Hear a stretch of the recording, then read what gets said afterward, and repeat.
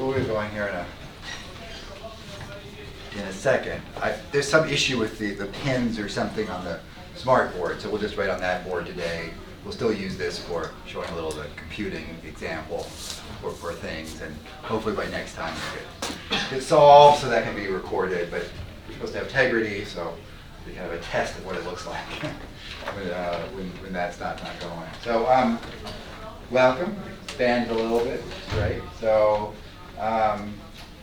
this is the Canvas page. And so I just wanted to point out that under the Files link, there's these lecture notes things. So the things that we've been doing, like the first day introduction, like fast schedules, some of those things are there. And the notes should have worked that day. It was working the first day. So for those of you who weren't there the first time, those would be the notes that we wrote on the bulletin board. And then for today, a little article and some R computing things that we'll do together here as we go on. And then the handout, this introduction to R, the statistical method, is what we're really going to work on Friday. Right? Getting the computing onto your laptops. You can bring your laptops. We'll do some things there, or you can do it now, follow through some of the instructions. But it's really intended for Friday. I'm giving you the handout now, just if you want to try to get the things on there, and then we can use it for other things, other explorations. And if you have questions for trying it home, then we can spend some more time with it there. So the like earlier, R was on this machine and working, and then today the link didn't work, so I reinstalled it, and it just takes a few minutes.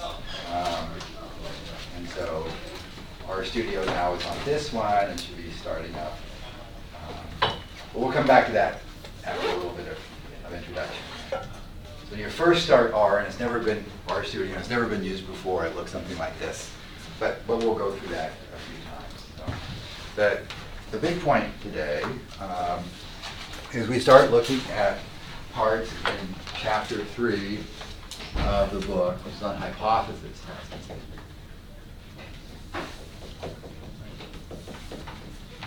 So I explained to the class, for those of you who weren't there, that chapter 1 describes a number of the data sets. And that's fine to have a list and some graphical things for a number of the data sets.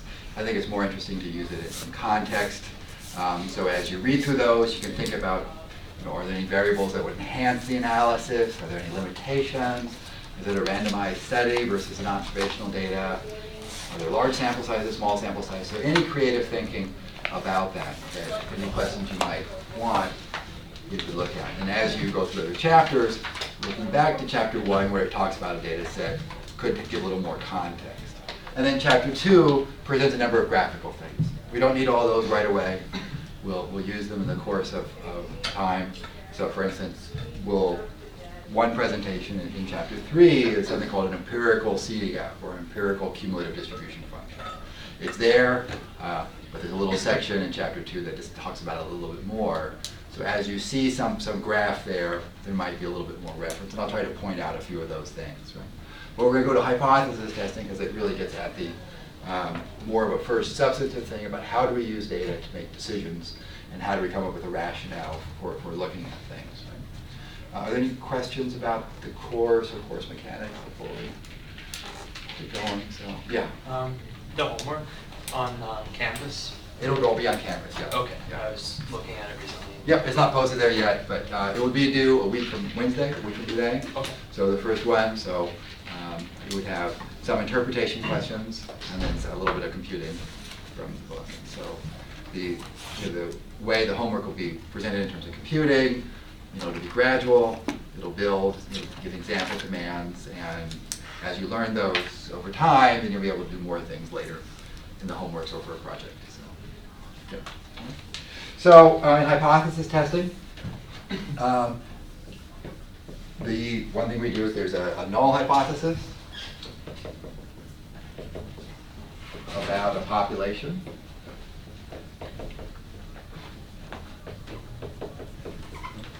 Often that's called H0 as a symbol for it. Often it means, it can be often phrased in terms of a parameter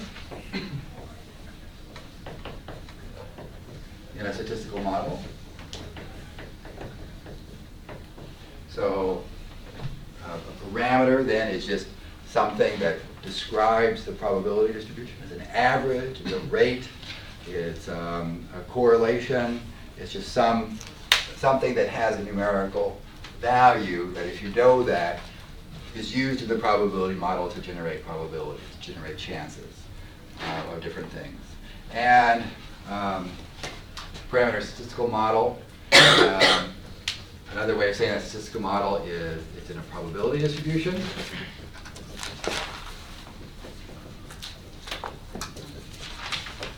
So we're going to measure things like ages or weights, time that something takes to happen. In an example we'll look at is the number of teeth that have decay on them. Right? So it's some numerical outcomes. It could be yes or no, 1 or 0, that it happens or doesn't happen, success or failure, or some continuous quantitative outcome. And those have probability distributions. There's probabilities of the different outcomes, good or bad, large or small. And there's some mathematical probability model that governs the chances, which values are likely, what's the typical range, and so on. And often our hypotheses are interested in that parameter. The null hypothesis often means no effect, no difference if we're comparing groups, kind of status quo, right, that everything is kind of the same as it was before and there's no real change. So often we set up a null hypothesis saying this new intervention, this new drug, or this new learning style isn't going to make any difference versus the old one, or versus some type of placebo. Right? Then there's an alternative hypothesis. And so we call that H of A for the alternative. And generally, on the alternatives, we have some form of difference, right? It could be just that things are different and not the same. It could be that things are worse than before, or it could be that it's better. Right? If it's simply different, it's kind of a two-sided alternative, means that we're just interested, is it moved away from that one spot? Right? These other ones, with a hypothesis saying that things are better in this population, that by getting the new treatment, it improves health or decreases adverse events, are called one-sided alternative hypotheses because they really are concerned with things going in one direction. A lot of things in medicine are one-sided, like you're not going to do a new procedure for validating a new drug unless it's good. So the hypothesis is that it's good, and that's why you're proceeding. Right? Right. So the phrasing in terms of a parameter. So if you're looking at, say, you have an IQ test or equivalent at age 15. So there are achievement tests, maybe not strictly IQ tests, but some knowledge achievement level, and say it's calibrated. It's supposed to be calibrated by the test manufacturer at a score of 100. So 100 is grade level equivalent for the test. And let's let theta be this is our particular parameter. We use all different sorts of symbols for parameters. Theta is a generic one. We could use mu, it's typical for mean, or p or pi for a proportion, and they just get used. Some common symbols get used for different things, but really it can be anything symbol that you want. So let's say this is the average score on this exam, right, for the population. So the parameters concern the population rather than just the sample. Right? And our hypotheses here, if it's supposed to be calibrated, if the industry says that we've set this up so it's at 100, how's that going to translate into a hypothesis?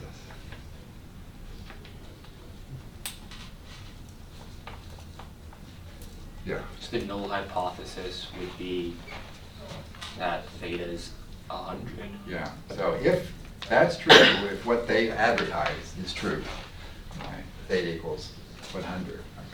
It could be with this test type situation, you know, things in engineering or manufacturing is you build machines to make things a certain way. And it's supposed to make things of a certain size and certain specifications. And so their intent, what they claim to be true, could be set up as a null hypothesis, right? And then, we want to assess, is this true? You know, the alternative, if it's just saying that no, the test is not at 100, it's different, right, would just be saying that, you know, theta is not equal to 100. Right? So average score is not 100.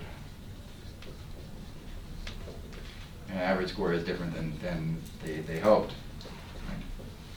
Maybe they made the test and evaluated it on a special subset of the population, and so it's not really going to be the score that the general population gets. So they've misjudged something. Or they made it with one set of questions and now try to substitute other ones. So they've done something possibly to throw it off, and you're not sure is it going bigger or smaller. Right?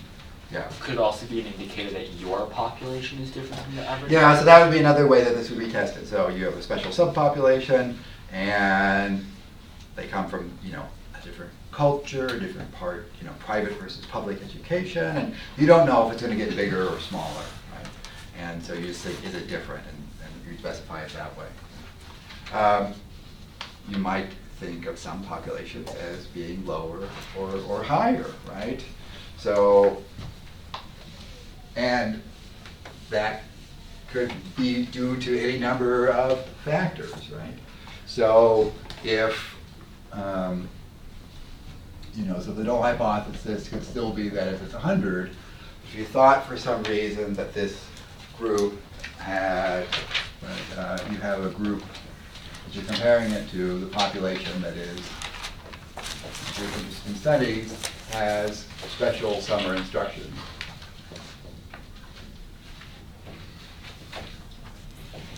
Over the course of a number of years. So maybe going through some school systems, if they regularly provide, you know, 11-year schools instead of 9, or special summer programs, and they're testing, maybe not an IQ test per se, but maybe just achievement type testing. Right?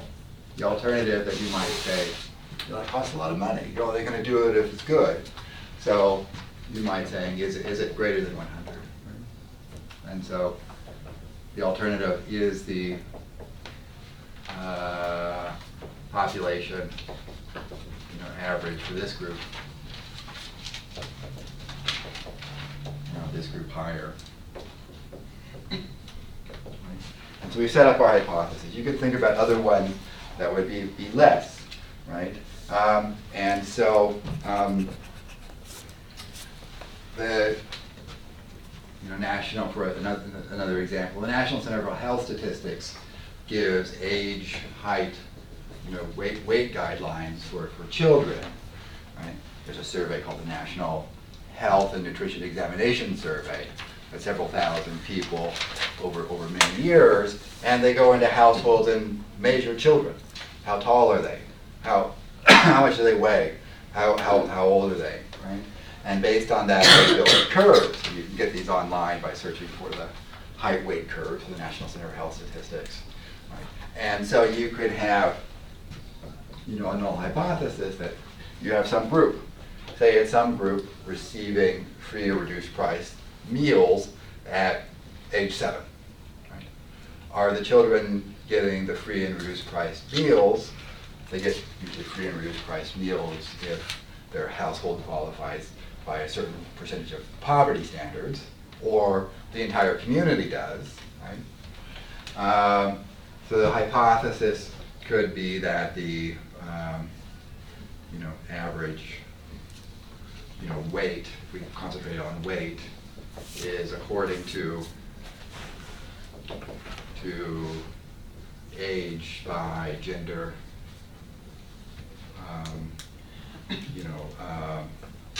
standards.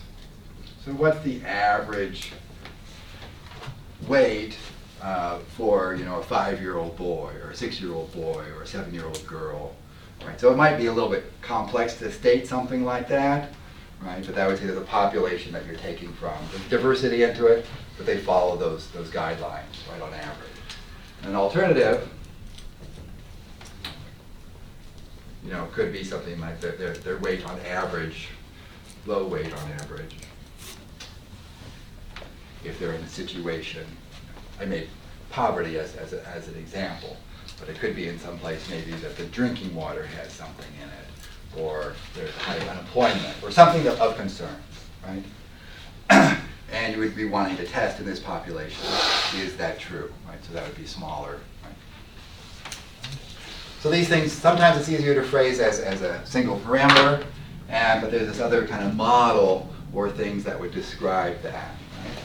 And so the kind of outline of how we evaluate some of these hypothesis test things, the book puts in 4 steps, right? And that seems reasonable.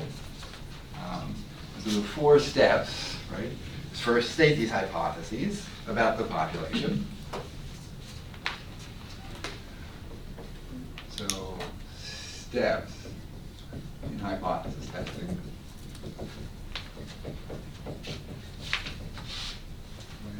So, state hypotheses about the population. Abbreviation, about H0 and HA. About these, right? Possibly about the parameters. Mostly we'll do it stating something about parameters. Then you collect data. And we're going to summarize the data with a test statistic.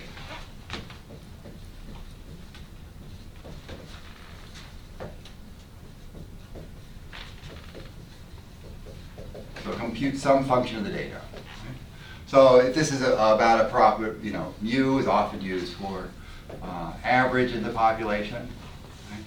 Then our test statistic will be something that gives probably a reasonable estimate of that thing. So X bar sample average is what we might compute for that. And for our data, for our finite sample, we'll get a value. Right? We'll have a value of the test statistic. And it could be a value of the sample average. And then we want to think about that, right? That test statistic, and ask the question, how unlikely is the value of our test statistic, right, if the null hypothesis is true?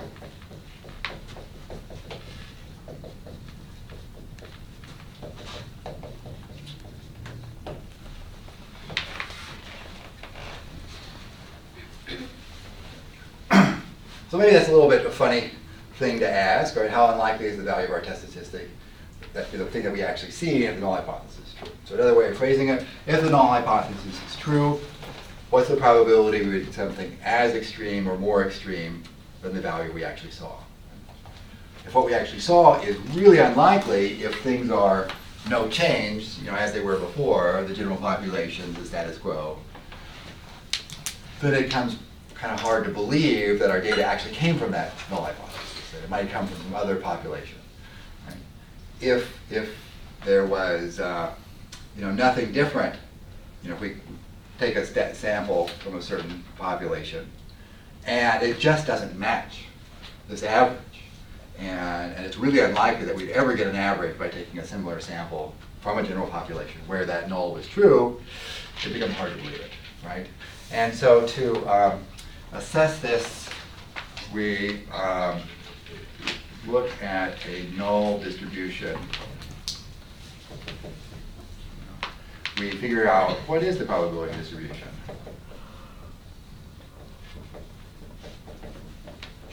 Of the test statistic.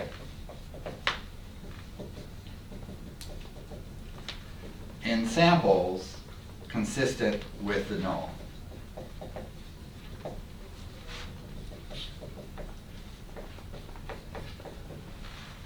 What values would we get? How likely would different values get? And so by getting that null distribution, we can then say, is the one that we actually got unusual, or is it right in the middle of all the plausible values? Right? We'll calculate something called a p-value, which quantifies that, and then we make a decision. So the fourth step is making a decision.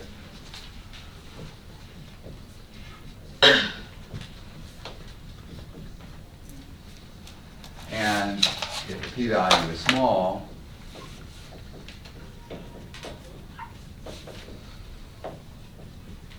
less than 0.05 or something, some small percentage, less than 5% of the time, less than 1% of the time, or much smaller, we would tend to reject the null hypothesis and conclude that it's just not plausibly consistent with our data.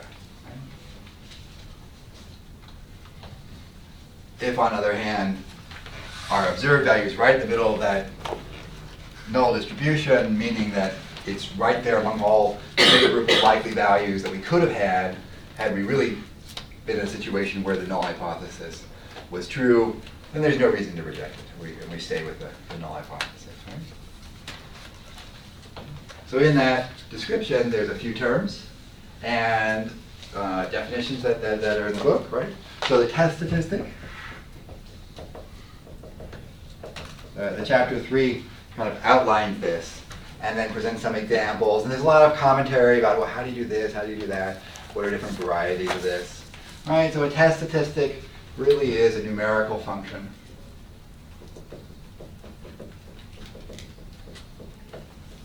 Of the data, such as sample average, sample median, perhaps, right? And there's many others that we might do. But it somehow relates to the hypotheses on what we would likely see. Right? Part of what we deal in this course is how do you come up with different test statistics? How do different test statistics compare? Some are more efficient for testing certain things versus others. And there's some standard ways that are done for using those and things that are encoded in a lot of software. But as you get into more novel statistical applications, you create your own. And you find ways to do automatic to adapt to the situation. Yeah. What do you mean by efficient? So in terms of efficient, that is something that we'll talk about as one of these properties, right? So a test would be efficient if, for a given amount of data, you have a high probability of rejecting a null hypothesis that's actually false. Right? So it's technically would probably be called power in the statistics lingo. But if you want to choose something that has a good chance of being able to reject, but there's other considerations we'll do, right? Some distributions are skew or have outliers, and some of those things affect some statistics but not others. So you can get kind of misleading results or lose your ability to detect differences if things are kind of funny. So that's why you always want to look at your data to make sure what pattern it has and learn from that. Right? So this p-value, that language that was being used there, it's a probability of a result as extreme or more extreme than the observed test statistic value when the null hypothesis is true.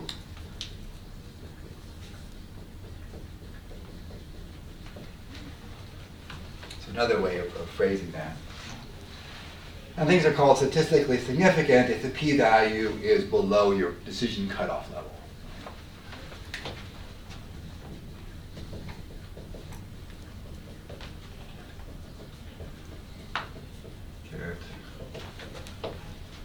P-value is smaller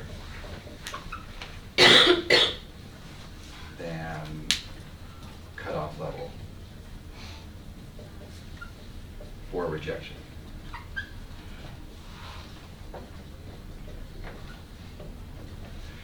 So getting very small p-values things then that you see are unlikely to have happened, right? And that p-value comes from this thing called a null, right, distribution. In the thing that we'll look at today, we do this permutation test, right?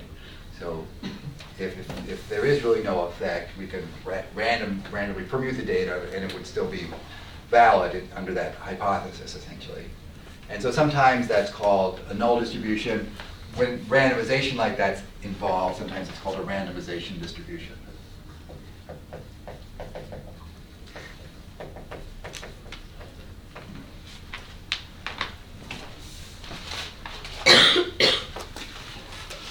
So the thing that's presented in this chapter 3 is an example of a two-sample permutation test. Right? So this has been a little bit abstract in terms of the general structure. We'll do a little more discussion to make it a little more specific, and then do a computing example to make that more specific. But any questions so far about? So, was in the book, it's called imagine this situation where you're comparing two groups. Right?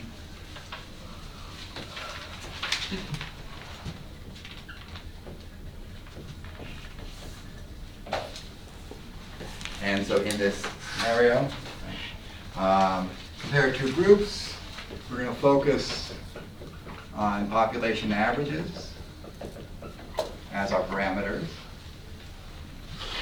And so the question is the average the same in both groups?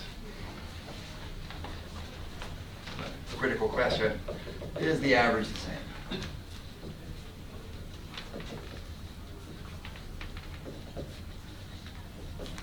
In the two groups. So you might get this in a medical study. You randomized one group to a lifestyle intervention, you randomize another one to drugs. People consent, they have some risk factors for diabetes or cardiovascular disease, and you're going to measure some objective health measure, blood pressure or blood glucose on the groups. So they consent, say we're going to randomize you to one of these two groups, we're going to give you treatment A or treatment B, and does one of the groups show an improvement, right? So does one show a bigger decrease in blood pressure, if these are high blood pressure groups? Do they have a decrease in blood glucose, if they're at risk for diabetes or have diabetes, right? And so that's what we want to know. So we could say mu sub 1, my Greek letter, mu, call that the average in population 1. Right, and mu sub 2 could be the average in population number 2.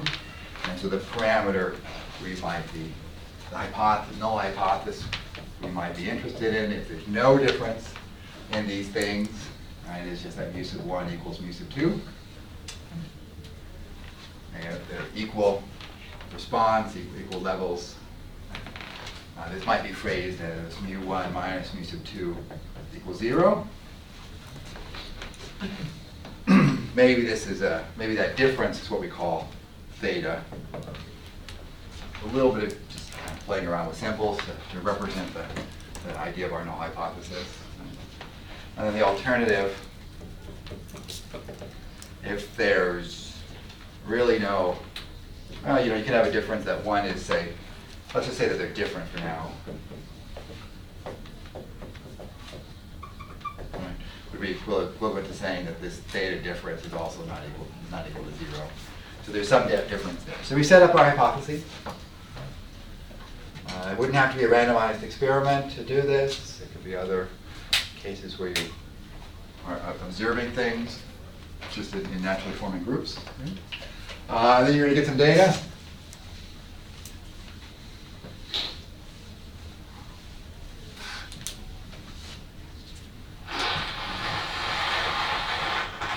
So maybe you get M observations from group 1 and N observations from group 2. And Then we're going to compute sample averages in the two groups, X bar 1 and X bar 2. So each one is there, just the average, change in blood pressure. Each person gets a change in blood pressure. Each person gets a change in blood glucose. And you're just averaging those, just numerical average of those in those two.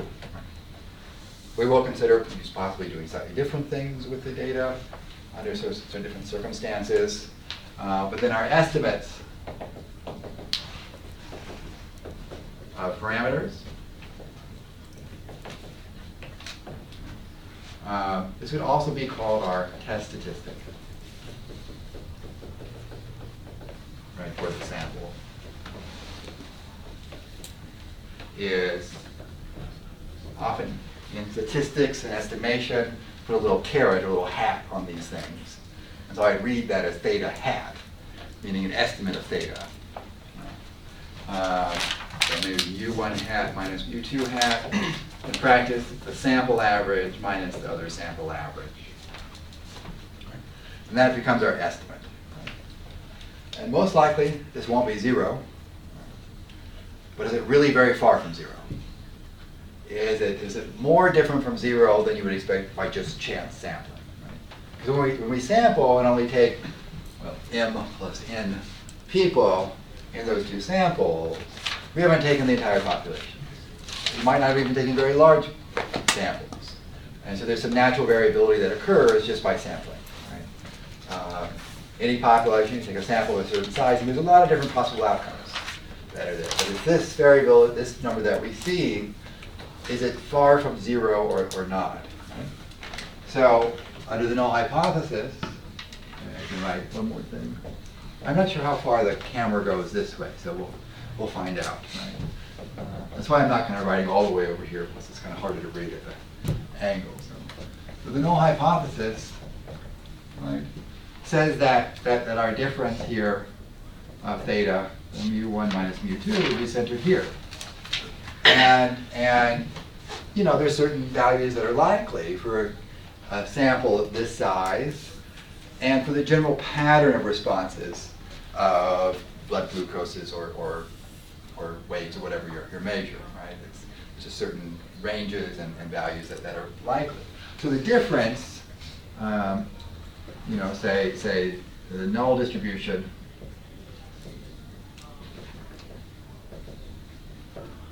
of theta hat, or x bar 1 minus x bar 2, is mostly inside the brackets. So if the null hypothesis really is true, and that's where the average difference really is, we'd expect most of our points to be pretty close to that. But there's some natural level of spread just by finite samples and so on. So we ask the question, if that's the null distribution, where is our actual sample value? If our actual sample value ends up in here, no big deal. We're not going to reject 0. It could be 0, and that's within the scope of ordinary variation. Right? So inside this kind of area, do not reject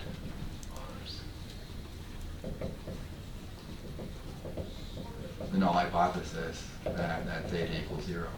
But if we get something out here, or something out here, because we're asking, is it not equal, the two-sided thing, if it's far away relative to that variation, then we can't really continue to believe it's 0 anymore, can we? Right? 0 starts to look pretty, we've got something pretty weird. Maybe there's a bias and things weren't really equal, or there's an error sometimes. Yeah, there could be something else could have happened. Or it could be 0 and we just got a really odd result. That does happen, right? You do 1,000 hypothesis tests, 10,000 hypothesis tests, and eventually, one of those is going to be the most weird and extreme case and be way out there. But most of them won't. So out here, we tend to reject the null hypothesis and conclude that things actually are different. Right? And we set these kind of boundaries based on what we want our significance level to be. right? So if we want really sure, then we're going to make it harder and only reject things that are further away. A little more relaxed, it can be in a little bit closer, but that's about choosing a significance level. Right? And so that's what we're really about here, doing this. Setting up hypotheses that are meaningful for our population, gathering data, and summarizing with a test statistic, and then figuring out the null distribution. And the null distribution, I haven't said exactly how we do it in this case, but we'll see it here. So the null distribution, sometimes there's theory from probability models.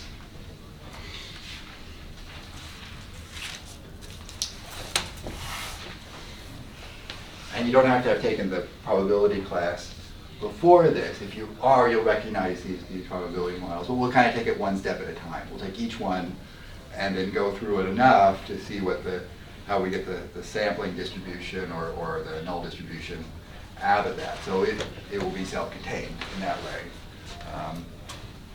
If you do take probability after this course, then what bit you've seen of probability models will benefit you in the probability course. So it can go either way. Or things from simulation. Right? And today we're going to use simulation to look at that null distribution to figure out what likely variability is in there just from a particular sample. Right? So that's a little more concrete than the first one, right? Those 4 steps. Yeah. Is mu hat and like x bar, are they like interchangeable symbols? Pretty much. Yeah. It's different symbols get thrown in, but if I'm thinking about population averages, then mu is often used, and mu1 hat, is the estimate for that. Yeah. And in this particular case, I'm going to choose to use x bar.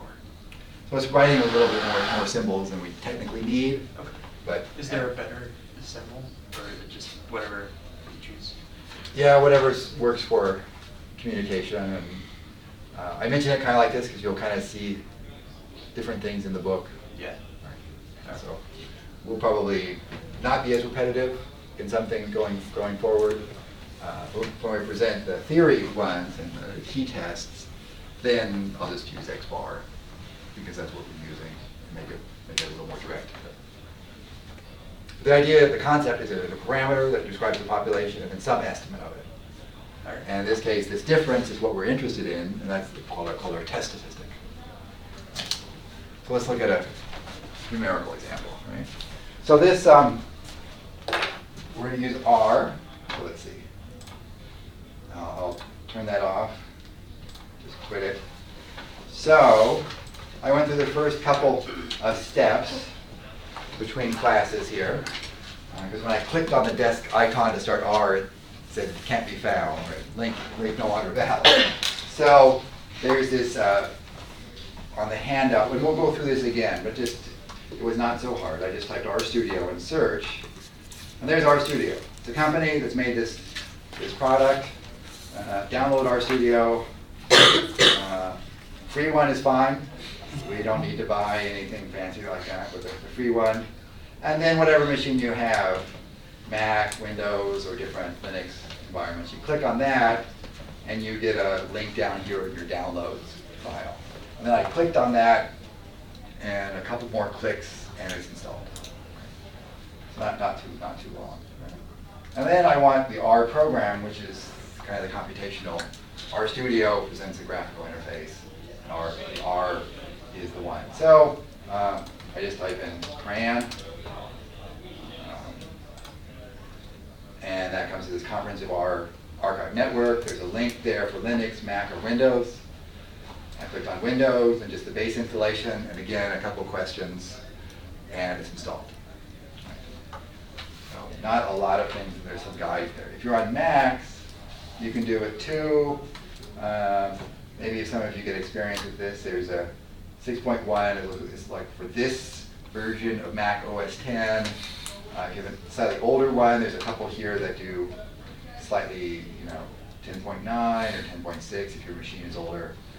So there's a little bit, you might want to see which one that works. I don't personally use a Mac, so I can try to help with that, but There's some other versions of Mac that don't have a certain graphics card or window or program stuck in there.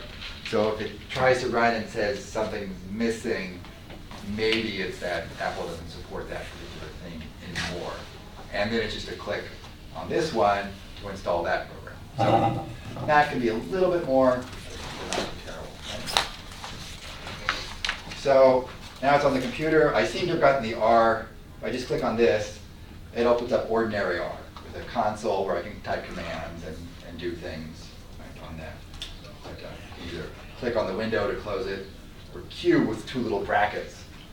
Quit is a way to quit out of that. I don't want to save the workspace, so because I don't want to start there. I want to start in RStudio.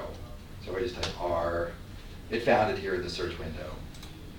I click on that, and the first time you do it, it should look like this. There's a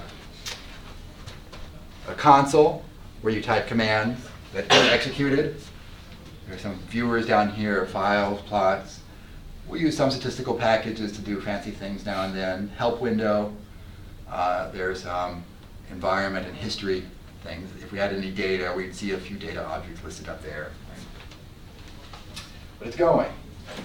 In my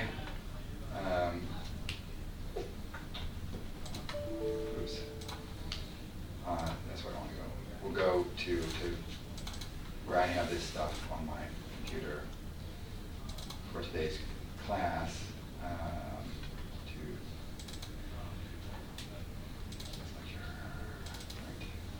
The data set. So this data set was a basis of an article. My brother's a pediatric dentist, and so we got an article published in the New York State Dental Journal. At that time, he was at Brookdale Hospital in the Bronx, and as a pediatric dentist. And that particular hospital system had, within its building, maternity and dental in the same building. So they had a program called PCAP, Prenatal Care and Assistance Program, that took mothers, expecting mothers, and gave them lessons about caring for their kids' teeth. Often that's separated. Right? You don't necessarily have dental care at the same place you're getting your prenatal care. They gave dental care to the mothers and told them what they needed to do for their babies. Not all mothers participated. They didn't have the capacity to do everybody, so some did and some didn't. Right? And then down the line, at age 2, the children were evaluated in terms of how much decay they had on their teeth. Right? So children's teeth are fairly resilient, but if you just give them juice or put them together with a bottle, put them to bed, sucking on a bottle, it rots their teeth. Right? And so some children at age 2 can lose a lot of teeth. Right? The permanent ones will come in, but it's not the best thing to happen. Right? So this was a study about did that make any difference? Right? Do the mothers that have, yes? I was just going to ask, like, if there are like outside factors that they took into consideration. You know, it would be nice to take in outside factors. You know, how many the health of the mothers. Yeah, so this was a limited in terms of the data collection of the population. It was mostly going back to patient records, and so it was also a poor minority, often non-English speaking population, and it would have been nice to get family information. You know, are there 2 parents at home? What's the dental care of both the mother and father, or anybody else there caring for the children? But it just was not set up to do that, right? An improved study would get more comprehensive information about diet and the overall care situation. Is the child at home, in daycare? You know, what's going on there? And somebody could be challenging. But I've been to Brookdale Hospital. have you? Yeah, I live in Brooklyn. Oh, yeah, Brooklyn, yeah. I ran track meets out in that area. And Yeah. I broke a finger in a track meet. Oh. So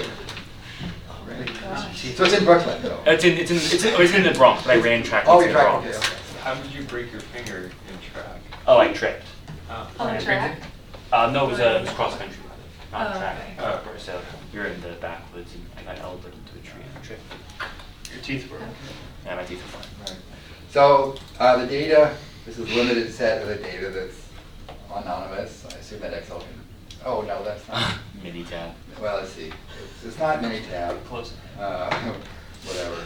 But proceed without reason. Fine. We can look at the data. So the data are, it's a spreadsheet. It's a spreadsheet, and so they're just a row number. Caries is the number of teeth that have problems, right? Or age of the child, and whether they participated in PCAP or not, right? And so, you know, a number are 0, but there are some that have quite a few, basically their teeth are just rotting already, right? And then there's some that there's 81 individuals total in the study, so it's not terribly large, but and it's at one hospital, so those things might limit what you think about generalizing to the population. But if they're the general trends, general finding in this population, maybe it would apply to other similar populations in the New York City area or the large cities or elsewhere. That would be the hope anyway. So we're going to read that data into R. There's this thing over here where you can look for the thing. So you often want to set the working directory, right? I can choose a directory. It's like in, you know, if you have a Windows document, a Word document or something, you want to save it someplace, right? You choose where the computer is going to put it, right? Otherwise it puts it into the default location. Same thing here, setting the working directory is choosing that. So under this PC, this is it's a little clicking to get things established. Go back to this course, for this one. Right, so I set it there. And here's this PCAP varied data set. Just click on it. Yeah, it gives me an option for importing it. Oh, let's not do that. Right. The new version, there's something where, because this machine has special permissions, I can't automatically change things like I can on my own. I have to do it a certain way. But this first version gives me away, right? So I can. So it looks at it, this data set, and what's going on? Okay, good. They kind of tried to figure out what it is. They gave names to these things. Heading, yes. I'm going to make it a smaller data set. I'm just going to call it DAM. Make it simpler to refer to, so I don't have to type that long thing all over. And you can't see everything that's there, but I think let's return and see if it gets. So it's read it in. So now in this environment up here, it says there's some object called DAT. If you click on it carefully, it will show you some of the information about the variables, kind of the first few options that are there. This is just viewing the data set. I don't necessarily need that right now. Right. And so it's done some kind of complex command there. The handout has kind of a snippet of that. Getting that data set in. So now that data set is in there, DAT is an object there, and you can do a bunch of things to it. There's, okay, why is that?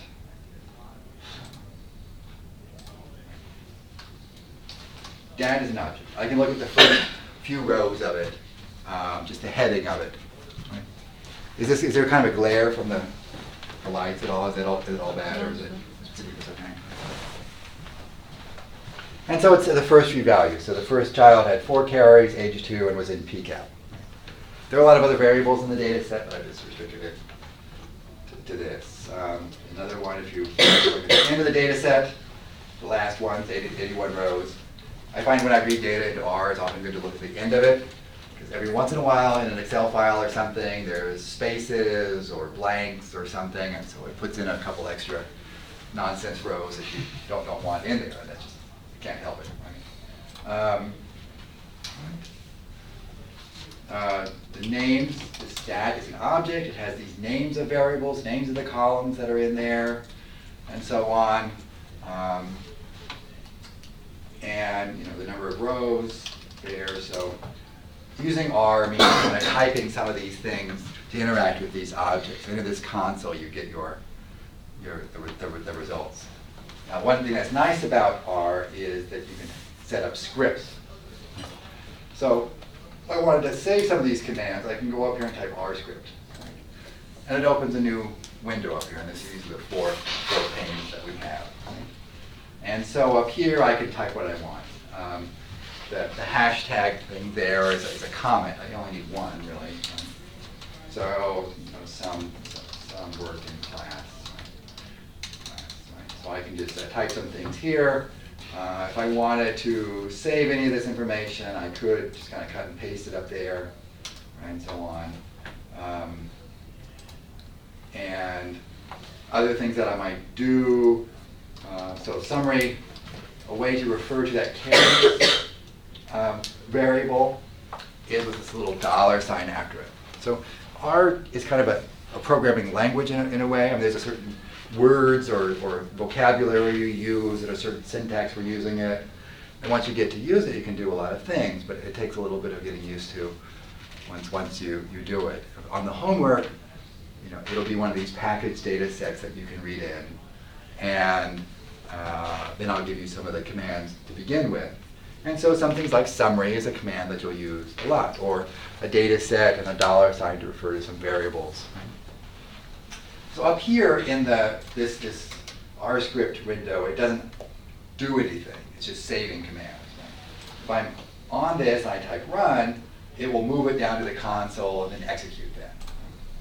So it's giving me the minimum number here, the first quartile, which is the 25th percentile, the median, the mean, the arithmetic average, 3.67, and somebody had 14 carries, so they have a lot of rotten teeth as a child. Right?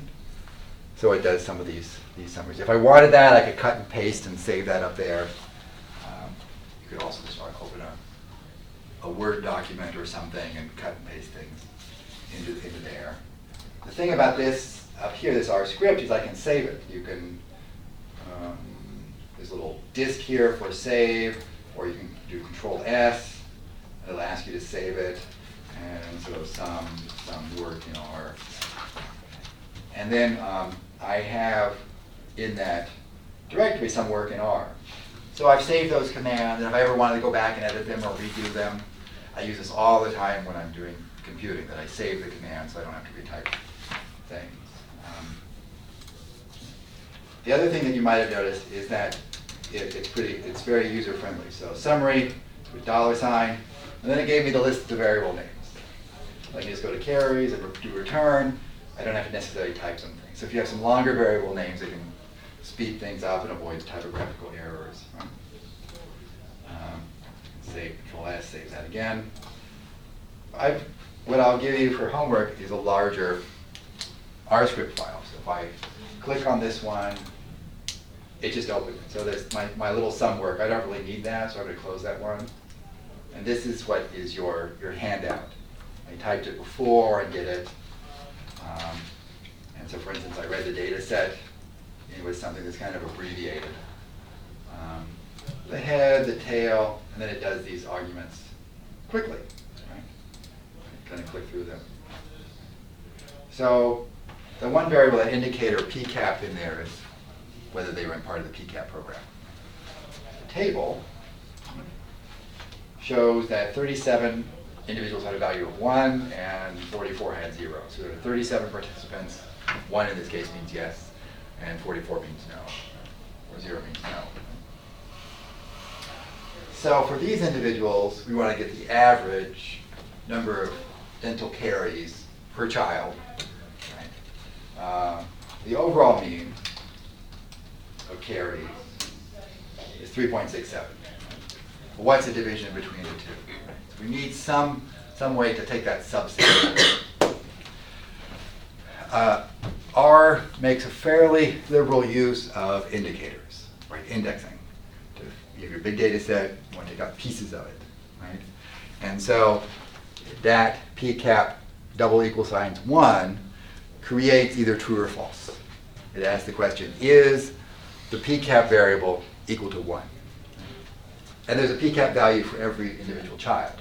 So it creates 81 true or false. Right? If we just look at that part of it, I can highlight that part of it and then press run, and it'll do just that part. Right? See, it creates trues and falses. The data set is sorted, PCAP group first and then the next group. So they're all trues and then falses, right? Because they're all 1s and then 0s. So then the square brackets are the subsets. takes what's inside of that and runs that.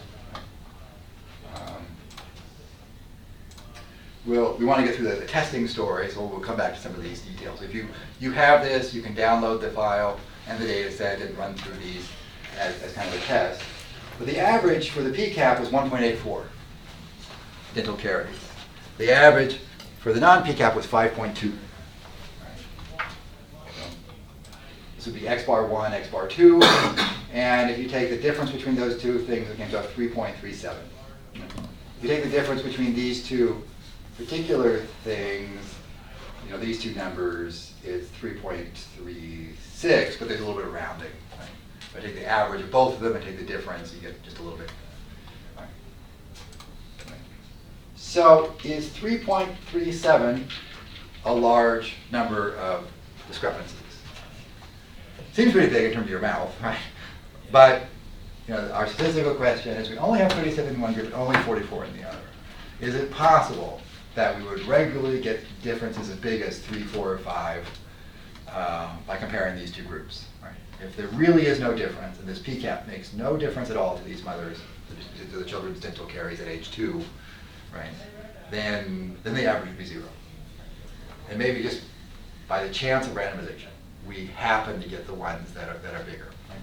And so we're going to use this permutation test. And so what the permutation does, it goes through a little simulation, right? A little algorithm to get the possible values. And the simulation is this. I just described. We take our n plus m values.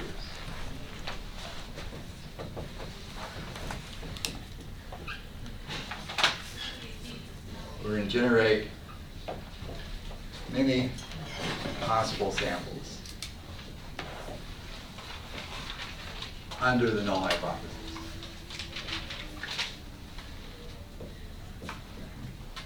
The null says that there's no difference.